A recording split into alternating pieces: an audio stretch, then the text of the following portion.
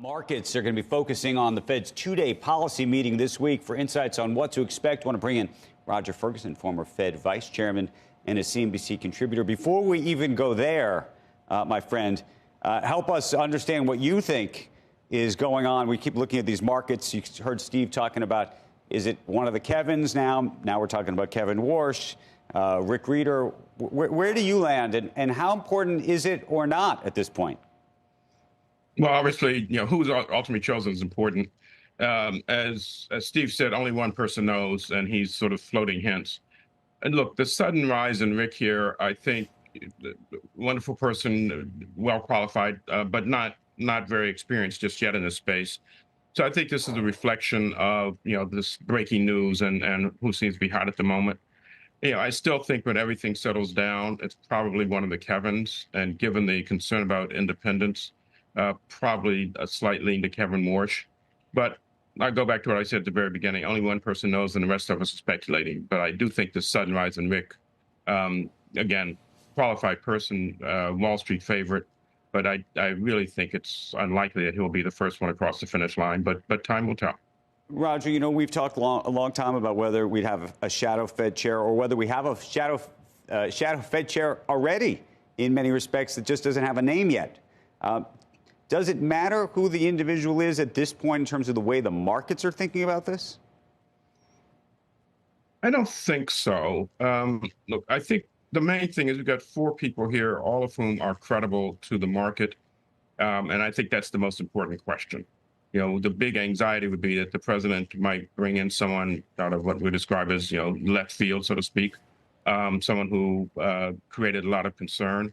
But these four names, I think, are all well within the range of acceptable. And I think that's really what the market's looking for. And it's one of the reasons why I think, Treasury markets in general have been pretty well behaved. There's an expectation that at the end of the day, it will be, a sensible person who understands the importance of the Fed. What do you think we're going to hear this week?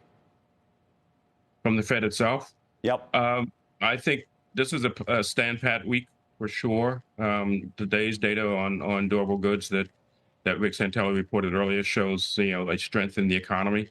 The labor market numbers were, one can look and find whatever you want there. Unemployment rate came down a little bit. We still are in a low higher, low fire. So I think overall, the Fed just wants to stand pat. They feel they've got time to wait and see. And then as I've listened to the commentary from policymakers, again, some of the divides that were in the minutes still exist. So this feels like a wait and see market or wait and see meeting. And we should all be listening to see if there's any hint or a bias towards a future action. And then as you see the rest of the year play out, again, this goes back to who you think is in that role, or maybe it doesn't matter who's in that role. What you think, how many cuts you think we'll have by the end of the year?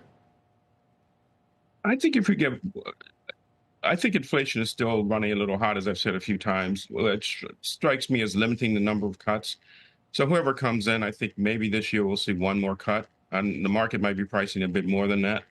But I see, underlying strength in the economy, a lot of unevenness for sure, but nothing that would force the Fed to be overly aggressive, given where they're starting, which is roughly at neutral territory right now. What is your expectation for the actual economy? And the reason I ask is, we were in Davos last weekend. It was just, the wild sort of variation in terms of views. We talked to Peter Orszag at one point. I think he thought inflation could actually get up to 4%. Others who think it's really come down, is going to continue to come down. There's the question about tariffs. There's the question about the Supreme Court. We get whipsawed by all of these, different geopolitical issues. Greenland one week, we'll see about Iran this week or whatever it is, whatever's coming next. And the market has been shockingly resilient. What do you make of all this? Look, I think there's appropriately a disconnect between, the economy and the politics. What we've observed is, headlines move the market one day and then 2 days later back to normal. So I think traders and others should be looking at the underlying, and the underlying economy in the U.S., I think, is relatively solid. There are some pockets of weakness, right? If one is a lower income person, things are a lot harder than for those who have a big exposure in the stock market. But we're also at the very beginning of what I think will be a very positive AI story for long periods of time. And I think that's what most people are looking at. And I expect over time, the strength of the market will broaden out, so that we're no longer looking at 5 or 6 or 7 or 8 names. So count me, I would say, constructive.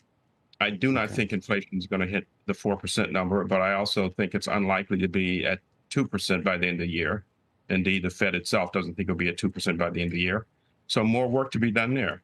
Consequently, I think a cautious Fed, and by the time we are, this time next year, we will look back on a 26 that was roughly the same as 25. Strong equity markets, an economy that looks like it's doing well, labor market that may be softening somewhat, but not falling out of bed, and a Fed that is, roughly speaking, vigilant, but on the sidelines because there's still tension between their two mandates.